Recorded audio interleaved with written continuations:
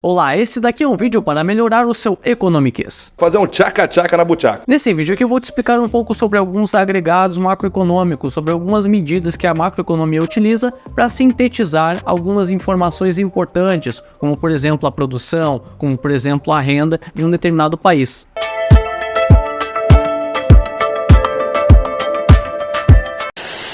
Esse nome agregado macroeconômico vem do fato que essas medidas elas são pegas de várias medidas pequenas e pontuais que são juntadas, que são agregadas num único conjunto, como por exemplo é o caso do PIB. O PIB ele é um agregado macroeconômico, porque a gente pega os valores ali dos preços de todos os produtos que são produzidos dentro da nossa economia, a gente soma esses preços todos e a gente tem ali o PIB. É claro que eu estou sintetizando aqui, né? Eu estou simplificando. Já tem vídeo aqui no canal, inclusive, que eu já te explico em detalhes ali como é que funciona o PIB, né? Tem os descontos ali que você precisa saber também. Depois dá uma olhadinha nesse vídeo aqui do card. Mas independente do fato se eu vou te dar ressalvas ou não, o fato é que o PIB, ele é essa medida da produção de um determinado país, né? O nosso Produto Interno Bruto. Então o PIB, ele é a mesma coisa que o PNB? O Produto Interno Bruto é a mesma coisa que o Produto Nacional Bruto? Não. Suspeitei desde o princípio. O PIB ele é uma medida mais geral, ele leva em consideração mais coisas, ele leva em consideração tudo aquilo que é produzido no nosso território nacional, independentemente se for empresa aqui do Brasil mesmo, ou se for empresa de fora produzindo aqui dentro do Brasil, ele leva em consideração tudo isso. Já o PNB, que é o Produto Nacional Bruto, não, ele leva em consideração só o que é produzido aqui pela brasileirada, ele leva em consideração o que é produzido por empresas brasileiras aqui dentro do nosso próprio território nacional, e o que é produzido por empresas brasileiras também em outros países. Ó, tem até essa fórmula bonita aqui para a gente calcular o nosso PNB. Né? O PNB ele vai ser o valor do nosso PIB, né? O valor dessa produção toda geral, mais esse RRE, que é essa renda recebida do exterior. Ou seja, que é aquela produção que eu te falei que os nossos brasileirinhos aqui fizeram em outros países. Daí a gente pega esse valor somado e a gente subtrai do nosso REE, que seria a renda que é enviada para o exterior. Ou seja, aquele produto que é enviado pelos estrangeiros que trabalham no nosso país. Isso está dentro do PIB. No PNB a gente não considera, porque é só a nossa produção nacional que a gente está interessado. A gente não está interessado na produção de estrangeiros. Por isso que a gente subtrai esse valor aqui. Bom, só com base nisso aqui que eu falei agora para você, você acha qual que vai ser maior, o PNB ou o PIB? Não sei. Isso vai depender da situação econômica do país. Se for um país que tem várias multinacionais em outros países, como os Estados Unidos, por exemplo, que tem várias empresas alocadas em outros países, e for um país também que produz muito internamente, então o PNB ele vai ser maior do que o PIB, porque a produção nacional é bem maior do que a produção estrangeira. Já se for um país que nem o Brasil, por exemplo, que não tem muitas multinacionais, que não tem muitas empresas alocadas em outros países,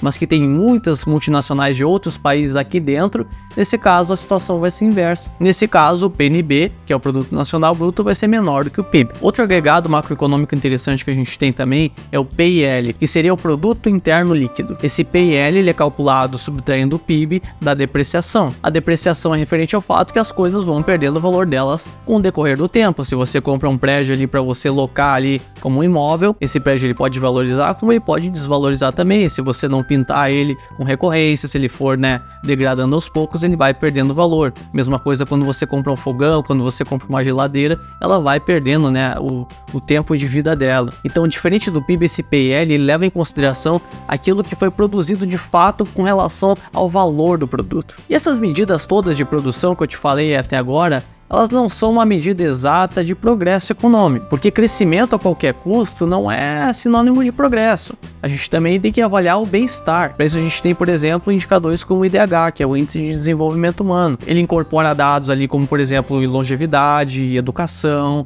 renda per capita, mas também ele não é dos melhores, porque ele não fala com relação ali à desigualdade social. Então, se a gente quer avaliar progresso, a gente tem que avaliar vários índices simultaneamente para a gente conseguir ter uma noção de qualquer coisa. A gente tem outros índices também para avaliar esse tipo de coisa. A gente tem o IDI, que é o Índice de Desenvolvimento Inclusivo. A gente tem o Better Life Index. A gente tem a tal da Felicidade Interna Bruta, que seria o FIB, né? Que eu acho até meio engraçado, porque é difícil você conseguir medir felicidade, na verdade, porque é subjetivo. Felicidade para uma pessoa, o que causa para uma pessoa pode não causar para outra. Mas enfim, existe essa medida também. Outro agregado macroeconômico interessante também, a gente tem a renda nacional, que é basicamente ali a soma de quanto que ganha todos os indivíduos ali que integram uma determinada economia. E a gente tem outras rendas também, como por exemplo a renda pessoal. Essa renda pessoal é basicamente aquela renda que ela é recebida pelas famílias de uma forma geral e também por aquelas empresas que não têm uma natureza empresarial de fato, né? Aqueles negócios mais informais. Tem até uma fórmula bizarra aqui, mais complexa, se você quiser calcular de fato ali com precisão essa renda pessoal, né? Você pega ali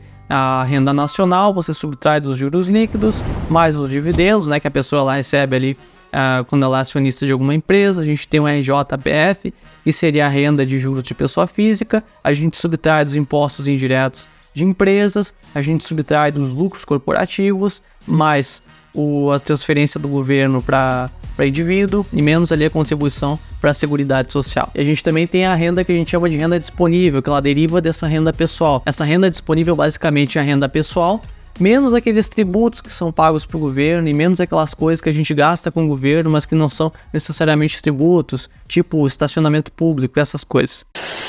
Bom, eu falei muito de PIB nesse vídeo aqui, eu falei que está relacionado ao somatório de preços ali de uma economia e que isso dá uma noção de produção e tal. Mas você já parou para pensar nesse termo preço um pouquinho melhor? Por acaso você sabe me responder qual que é a diferença entre preço, custo e despesa?